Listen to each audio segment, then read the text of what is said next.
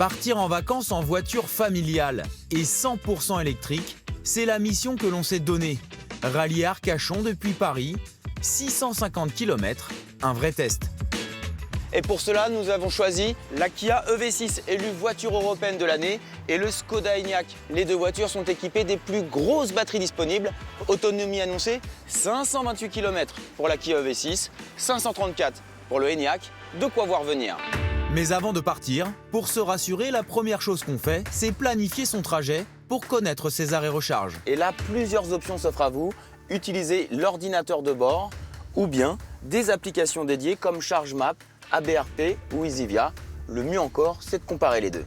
Et là, surprise, si le Skoda Enyaq évoque 2 arrêts, mais pour un trajet de 8h48, nos applications en proposent 3, mais pour un temps de parcours d'environ 6 heures. Bien plus rapide donc. L'ordinateur de la Kia n'offre pas cette possibilité et l'application du constructeur indique des bornes, mais c'est à vous de sélectionner vos arrêts. Pas forcément très pratique. Nous décidons de configurer sur l'application ChargeMap nos recharges pour arriver avec 15% d'autonomie à Arcachon. C'est parti, direction le sud-ouest. Après un court trajet en ville, nous sommes rapidement sur l'autoroute à 130 km/h. Et c'est ce que détestent le plus les voitures électriques. L'autonomie dans ce cas-là fond à vue d'œil. On est bien loin des plus de 500 km évoqués, on est plutôt aux alentours des 300 km. Et franchement, c'est la première fois que je fais un si long voyage en électrique et je dois avouer que j'ai une petite appréhension.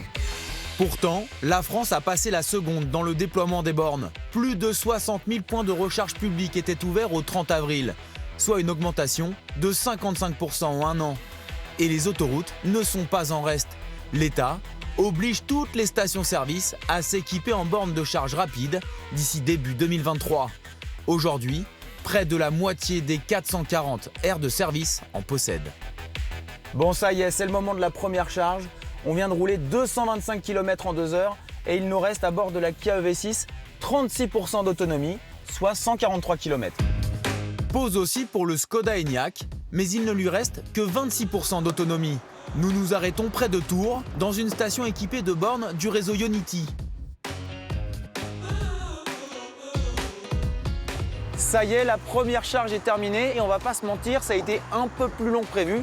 Les bornes n'ont pas délivré la puissance maximale annoncée. Alors il nous a fallu 17 minutes avec la Kia EV6 pour passer de 36 à 80% de la batterie.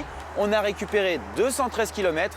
Avec le Skoda Enyaq, il nous a fallu 27 minutes pour passer de 26 à 80% et on a récupéré 190 km d'autonomie. Alors pourquoi une telle différence ? La Kia EV6 embarque une batterie ultra puissante, capable de charger jusqu'à 239 kW, là où la Skoda plafonne à 135 kW.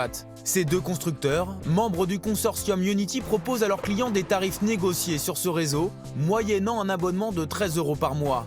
Un réseau qui change justement sa tarification dès le mois de juillet, terminé le paiement à la minute favorable aux voitures avec batterie puissante, comme celle de l'EV6. Ce sera désormais plus équitable, on payera au kilowattheure. Rendez-vous à l'arrivée pour connaître le coût exact de notre voyage. Ça y est, c'est parti pour la deuxième étape de notre trajet à bord du Skoda Enyaq. Et cette fois, on a 170 km à parcourir avant notre prochaine charge. Les températures sont parfaites pour préserver l'autonomie, comprise entre 18 et 22 degrés. Pas besoin de climatisation. Après 400 km, au niveau de Niort, le moment est venu de s'arrêter pour recharger une deuxième fois. Bon, cette deuxième pause pour recharger les batteries, c'est mieux passé que la première, puisque toute la puissance disponible a été délivrée. 20 minutes ont été nécessaires à la Skoda pour récupérer 60% d'autonomie. Sur la Kia, on a mis 14 minutes pour passer de 30 à 80%. Mais on constate aussi une grosse différence de consommation d'énergie entre les deux voitures.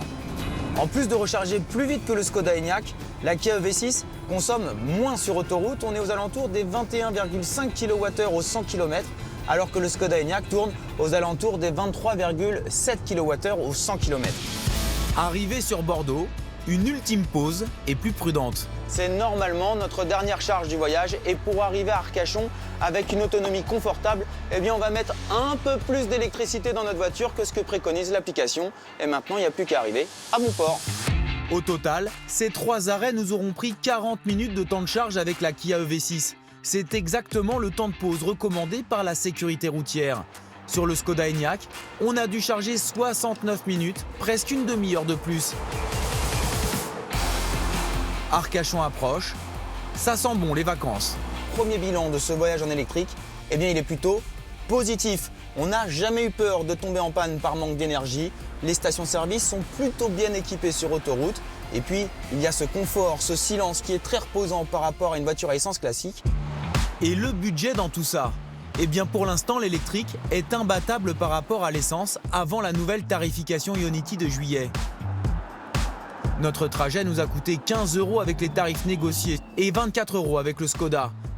Sans ces tarifs, la facture monte à 30 € pour le V6 et 53 € pour l'Enyaq. En essence, il nous aurait fallu près de 70 € de carburant.